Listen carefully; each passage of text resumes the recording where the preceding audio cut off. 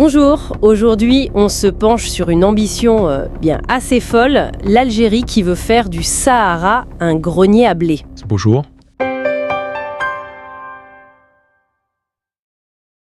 Oui, un projet immense. Oui. Notre base, c'est un rapport assez fouillé sur cette initiative. L'objectif, comprendre un peu la stratégie algérienne pour verdir ce désert, atteindre l'autosuffisance alimentaire. Identifier qui fait quoi, quelle technologie, où on en est. Exactement, parce que le pari est énorme quand on sait que le pays importe quasiment les 3/4 de ses céréales. Oui, c'est colossal. Absolument, et cette dépendance historique, elle coûte cher, elle pèse sur la souveraineté.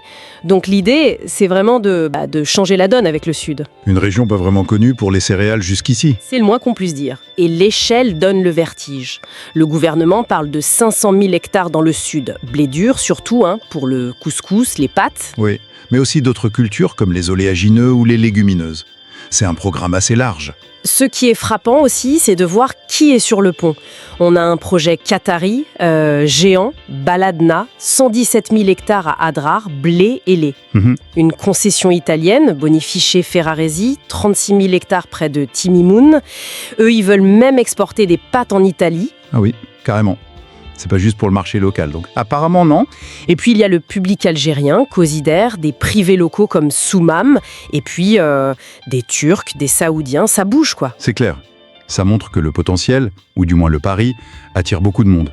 Mais pour cultiver là-bas, évidemment, il faut la techno. Ces fameux cercles verts depuis l'espace, ce sont les pivots d'irrigation. Alimenté comment Par forage, on va chercher l'eau très profond, dans les nappes phréatiques. Et là, attention, Oui. ce sont souvent des nappes fossiles. L'eau est là depuis des millénaires, elle ne se renouvelle pas ou très très lentement.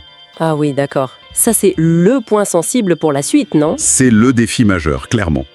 La durabilité. Pour l'instant, on mise sur l'agriculture de précision pour économiser l'eau. Stations météo connectées, capteurs, IA. Optimiser chaque goutte. C'est l'idée, une irrigation high-tech donc, mais qui dépend de cette eau ancienne et qui consomme pas mal d'énergie pour le pompage. Et les plantes elles-mêmes, des variétés spéciales, Sahara. Oui, bien sûr.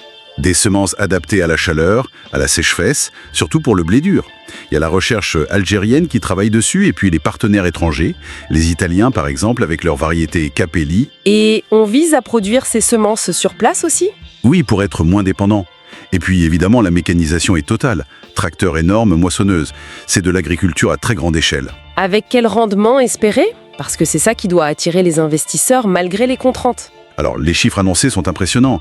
On parle de 45 à 95 tonnes par hectare, 4,5 à 8 tonnes. Ah oui, quand même ! Comparé à la moyenne nationale. Qui est autour de 17 quintaux, 1,7 tonnes. Donc, on voit le potentiel. Mais tout ça, ces pivots, ces tracteurs, ces investissements privés, ça demande un sacré coup de pouce de l'État, non ? Ah bah oui, l'État est partout. Il finance les infrastructures, les routes, l'électricité, les silos pour stocker. Il offre des garanties, des subventions. Les prix garantis sur le blé, ça doit aider. Énormément. Et puis, il y a la nouvelle loi sur l'investissement de 2022, une plateforme numérique, Audace, pour faciliter l'accès à la terre. L'État co-investit même parfois et cherche activement des partenaires étrangers. Et le privé suit, algérien et étranger. Oui, il y a un vrai engouement, attiré par le potentiel et, disons-le, par les facilités offertes. Bon, et concrètement, ça donne quoi sur le terrain ? On voit déjà des résultats ? Oui, les surfaces augmentent. On parlait de 500 000 hectares cultivés dans le sud en 2024, toutes cultures confondues. Et pour le blé spécifiquement ? Près de 200 000 hectares en 2023, et ça grimpe.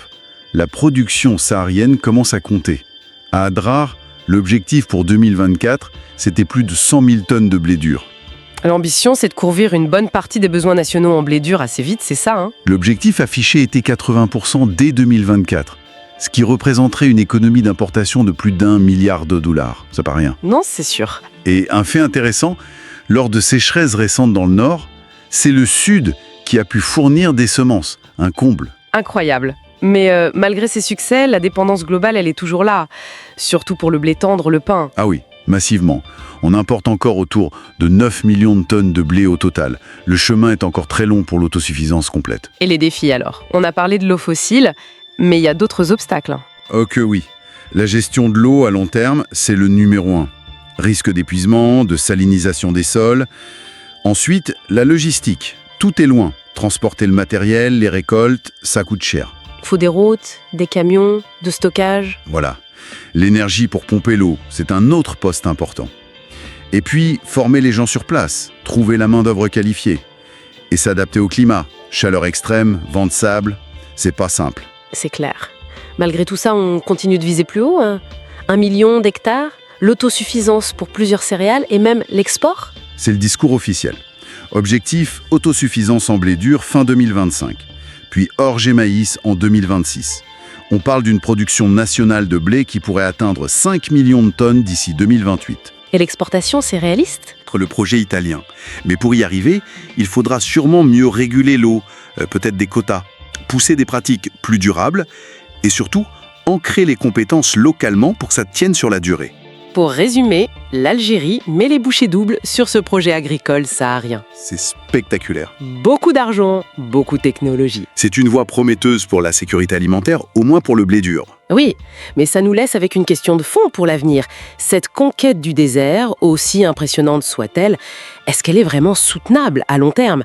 Surtout avec cette histoire d'eau fossile. Ou alors, est-ce qu'on est en train de voir naître, peut-être, un nouveau modèle d'agriculture pour les zones arides, quelque chose d'innovant qui pourrait inspirer ailleurs ? C'est toute la question, et seul l'avenir nous le dira vraiment.